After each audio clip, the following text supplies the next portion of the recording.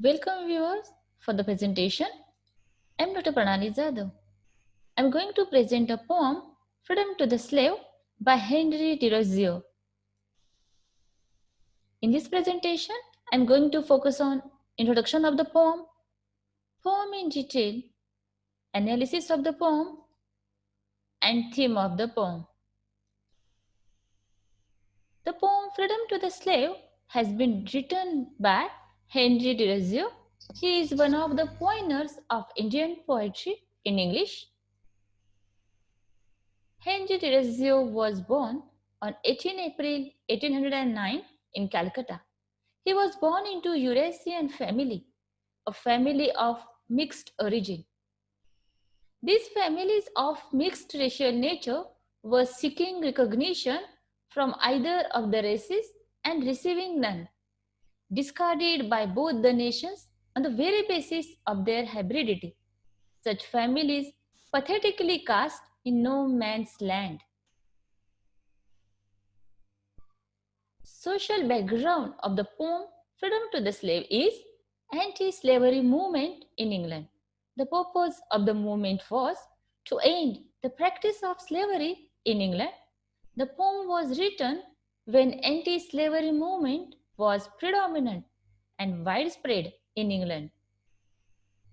The poem recounts the experience of recently freed slave. Look at these images related to slavery. The slave was deprived of personal liberty and the right to move as he desired. It was a brutal state of a man. Here is the image of a slave who is urging for the freedom. Just imagine what's happened when he comes to know that he is no longer enslaved. He is free now. Then he becomes extreme happy and praises the state of freedom. That is what I am going to discuss in the poem Freedom to the Slave by Henry Thoreau. How felt he when he first was told, a slave he ceased to be? How proudly beat his heart when first he knew that he was free. To noblest feeling of the soul, to glow at once began. He knelt no more, his thoughts were raised. He felt himself a man. He looked above. The breath of heaven around him freshly blew. Here, speaker described joyful sensation of the man. He comes to know that he ceased to be slave. He is free now. He don't have any restrictions and limitations now. He is very happy and proudly beat his heart. It is the noblest feeling of the soul. He is now glow with pride and exultation. It is the condition where one knelt no more. His thoughts were raised. He looked above.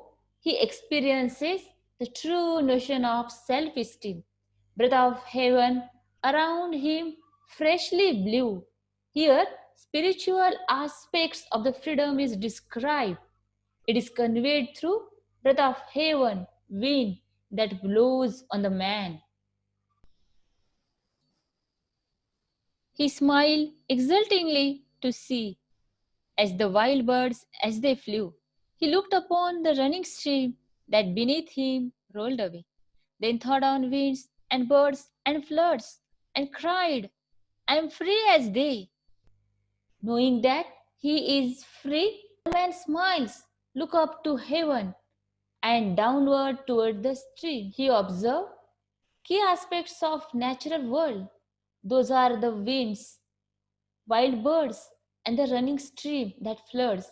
He realizes his kinship with the nature. He realizes his relationship with all the environment. This realization makes him cry out, I am free as they, to experience the same freedom as winds, birds, and floods. Freedom is the reality that no one can duplicate or replicate in any other setting. O freedom, there is something dear, even in thy very name, that lights the altar of the soul with everlasting flame. Success attained the patriot's sword, that is unsheathed for thee, and glory to the breast that bleeds nobody to be free. In the second part, the poet marks a switch by using apostrophe of freedom. It is addresses freedom directly. The speaker returned to the spiritual significance, referring to the flame that lights the altar of the soul. The speaker also praises the sacrifices made by patriots who fight for the freedom with their sword unsheathed and their bleeding breast. Blessed be the generous hand that breaks the chain a tyrant gave, and feeling for degraded man gives freedom to the slave. Finally, freedom of the praise extended to the generous hand that breaks the chain of the slavery that were attached by tyrant, enslavement, and limitations.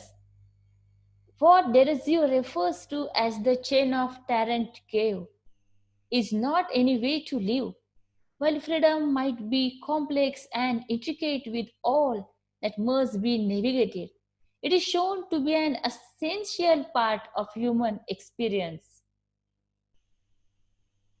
The last lines, and feeling for degraded man gives freedom to the slave, connect back to the first four lines.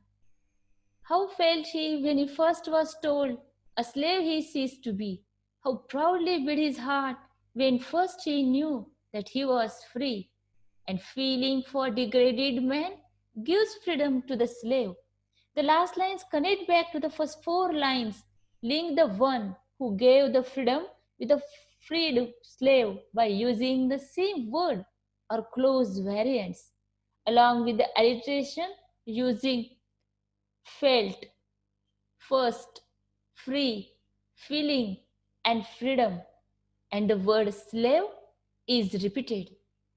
Thus, the overall discussion shows that the freedom and autonomy are essential.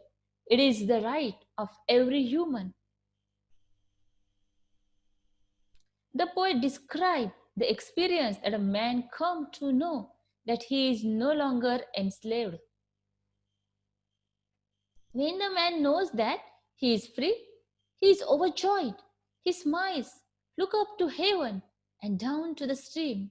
He also sees the natural aspects of the world, such as the winds, wild birds, and the running streams that floods.